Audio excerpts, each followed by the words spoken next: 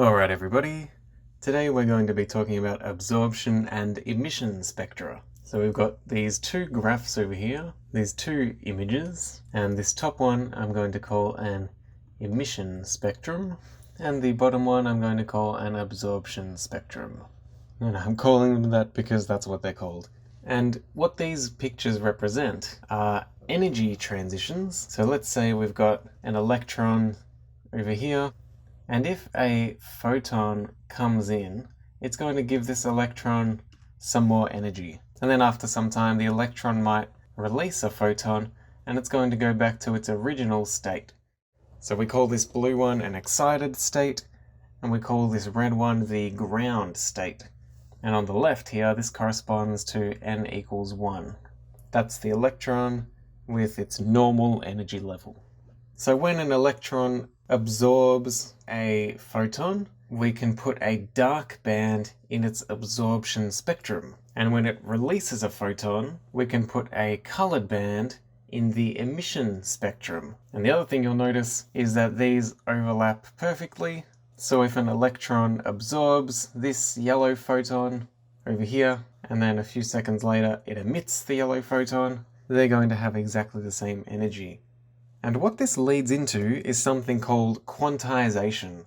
So if you've heard of quantum physics, that's all about electrons and other particles having definite values. So if these are the only photons that our electron is allowed to absorb, if a photon coming in with this wavelength or frequency hits our electron, nothing will happen, because this is not one of the allowed energy transitions. And we'll see why it's quantized in such a way in the next video. But for now, just take it for granted that there are only certain transitions that are allowed, or certain quantities that are allowed. So now that we know that, we can answer our exam-style question, which is: a new element is discovered. Draw the transition line that corresponds to the given absorption and emission spectra. So maybe as we look off into a distant star, we'll notice that there are some colors coming out of that star that correspond to a band over here. So that might be some kind of new transition that we haven't seen before, although that's highly unlikely because we've discovered all the stable elements that exist in nature. If you're ever lucky enough to have a prism and you can split the incoming light and you look at it with a magnifying glass, you might notice some dark bands that correspond to the emission spectra, or should I say the gaps in the emission spectra of sunlight. So I've made it a little bit easy for us. These numbers down the bottom here are in electron volts, so we don't need to do any sort of conversion to write our transitions in the chart. So we've got a transition, first of all, of 1.66 electron volts. And since our n equals 2 energy level has 1.66 electron volts, then our transition going up would be in the absorption spectrum, and going down would be in the emission spectrum. Then we have a transition of 2.3 electron volts, and that looks like it's between state 3 and 4.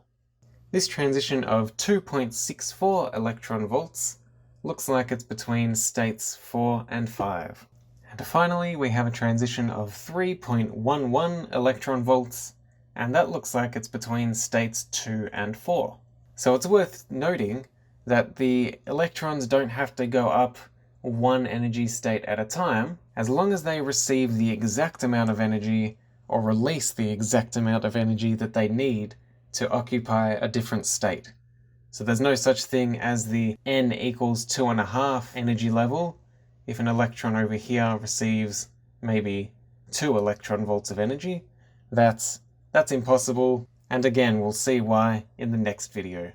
But for now, hopefully this ties you through. Alright, thank you for watching everybody, and remember, if you have any STEM related questions, feel free to email us or drop us a comment below.